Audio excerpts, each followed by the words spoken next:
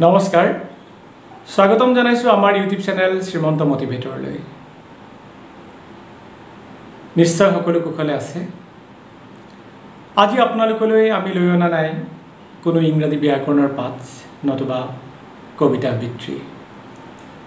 আজি আপোনালোকৰ লগত আমি দুখাৰমান কথা পাতিবলৈ আহিছো যি কেখাৰ কথাই হয়তো কোনোবাই যদি কেতিয়াবা জীৱনত চৰম যন্ত্ৰণাৰ মুখামুখি হৈছে সেই মুখামুখি হোৱা যন্ত্ৰণাৰ পৰা অকণমান হলেও উপশম দিব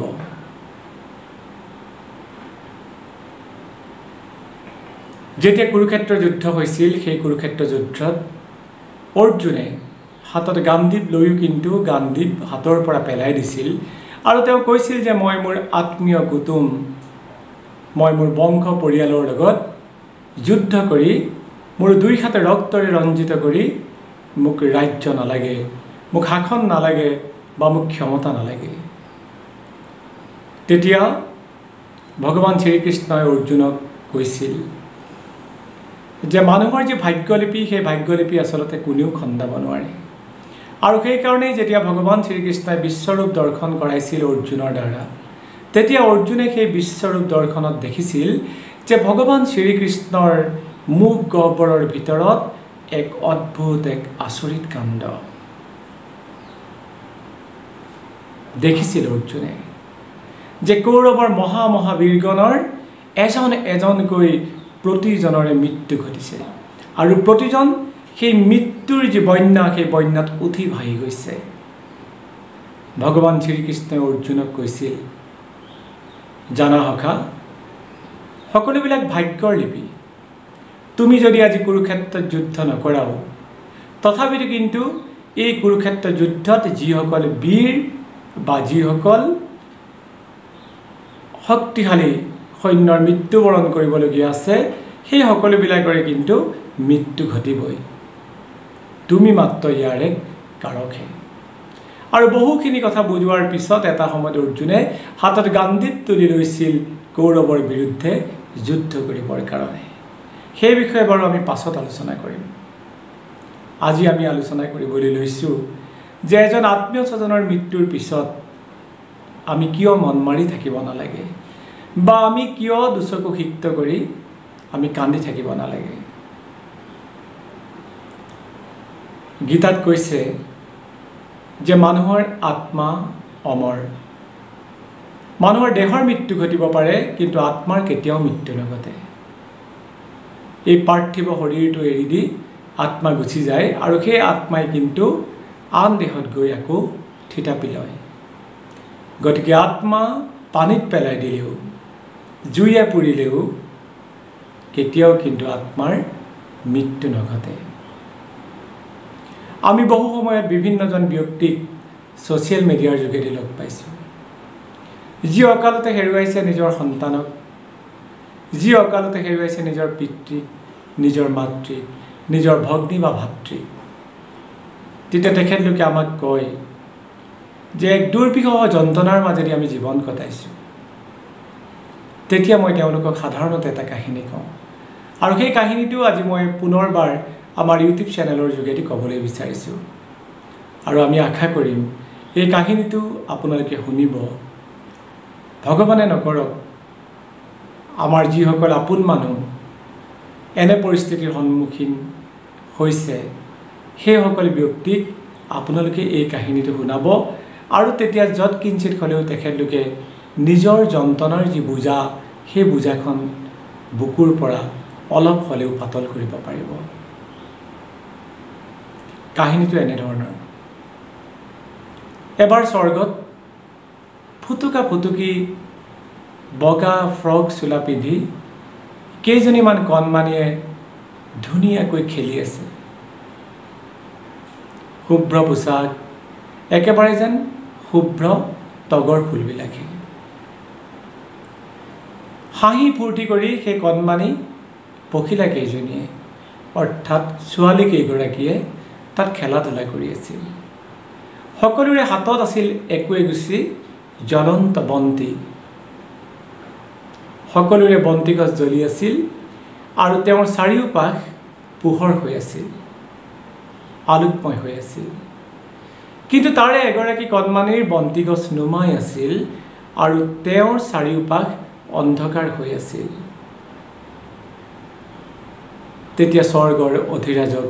সোধা হ'ল যে হে দেৱৰাজ, আটাইকেইগৰাকী কণমানিৰ হাতত এগছি এগছি বন্তি জ্বলি আছে আৰু তেওঁলোকৰ চাৰিওকাষ পোহৰ হৈ আছে, কিন্তু তাৰে এগৰাকী কণমানি বন্তি গছ নুমাই আছে আৰু তেওঁ চাৰিওফালে অন্ধকাৰ হৈ আছে। সেই কণমানিগৰাকীৰ বাদে আন আটাইকেইগৰাকী কণমানিয়ে হাঁহি ফূৰ্তি কৰি স্বৰ্গত খেলা ধূলা কৰি আছে, কিন্তু এইগৰাকী কণমানি কিয় ইমান কৰুণ মনেৰে আছে আৰু কিয় তেওঁৰ বন্তি গছি বাৰে প্ৰতি নুমাই নুমাই গৈছে? তেতিয়া দেৱৰাজে কৈছিল, স্বৰ্গলৈ আমি যেতিয়া কোনোবা আত্মা লৈ আনো, সেই আত্মা বা সেই দেৱশিশু বা সেই ব্যক্তিজনক আমি ইয়াত সুখ আনন্দৰে আচলতে উপচাই ৰাখিবলৈ বিচাৰোঁ। আৰু এই কণমানিবিলাকৰ ভিতৰত সৌজে কণমানিগৰাকীক দেখিছা, যিগৰাকী কণমানিৰ বন্তি গছ বাৰে প্ৰতি নুমাই গৈছে, তাৰ কাৰণ হৈছে কি যে এই কণমানিগৰাকীক স্বৰ্গত থিতাপি লোৱাৰ পৰা তেওঁলোকৰ ঘৰৰ মানুহে কিন্তু শান্তিত থাকিব পৰা নাই আৰু দুখ যন্ত্ৰণাৰ বোজাৰে নিজক কুঙা কৰিছে আৰু প্ৰতি পল তেওঁলোকে চকুলো টুকি আছে। তেওঁৰ মাতৃ,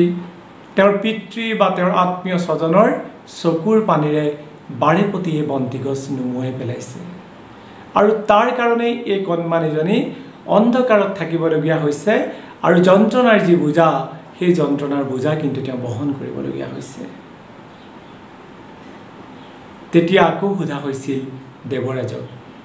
তেতিয়াহ'লে দেৱৰাজ, এই কণমানিজনী চিৰদিন অন্ধকাৰতে থাকিব লাগিব নেকি?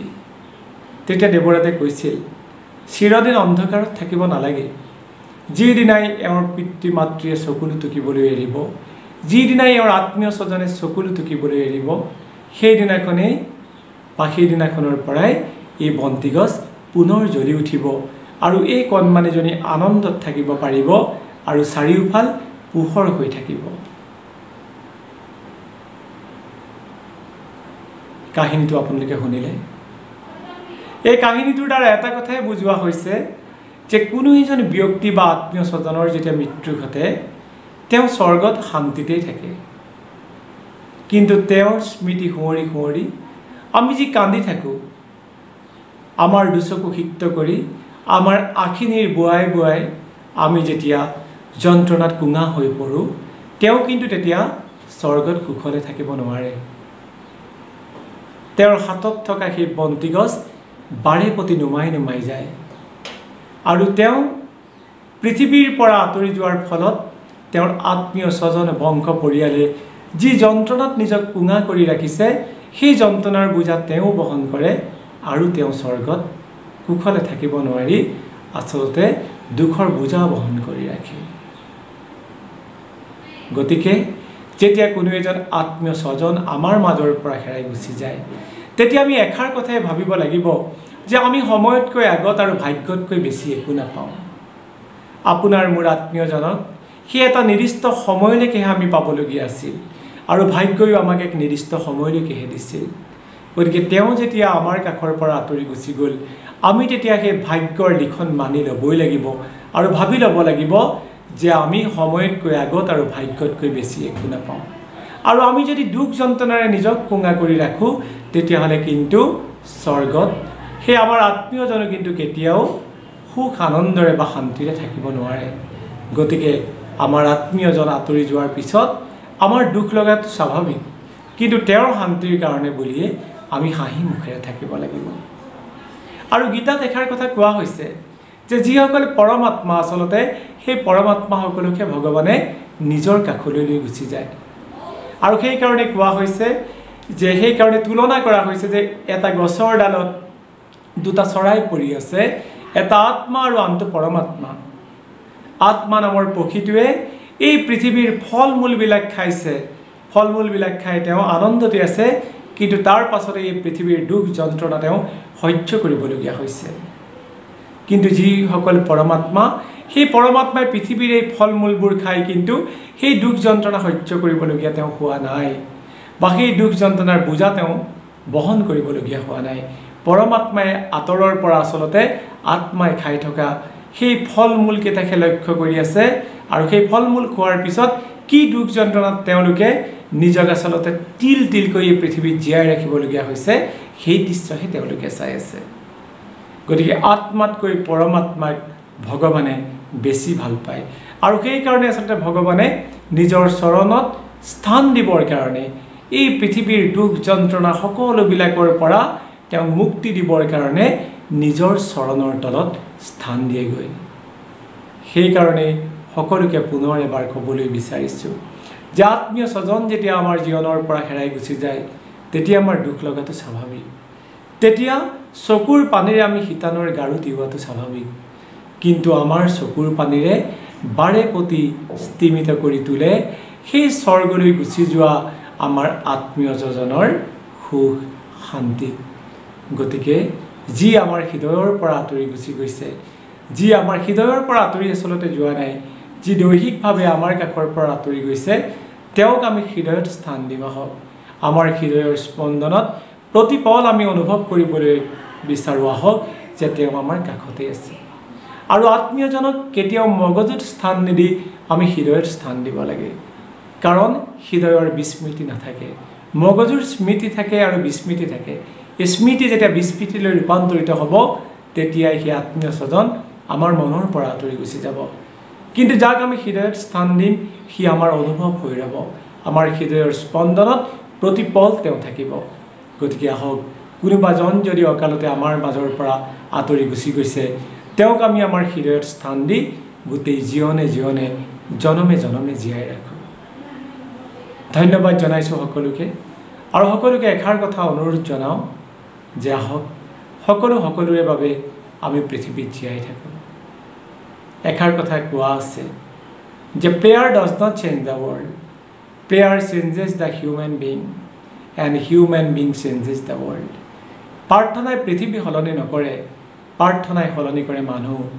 আৰু মানুহে সলনি কৰে পৃথিৱী আহক আমি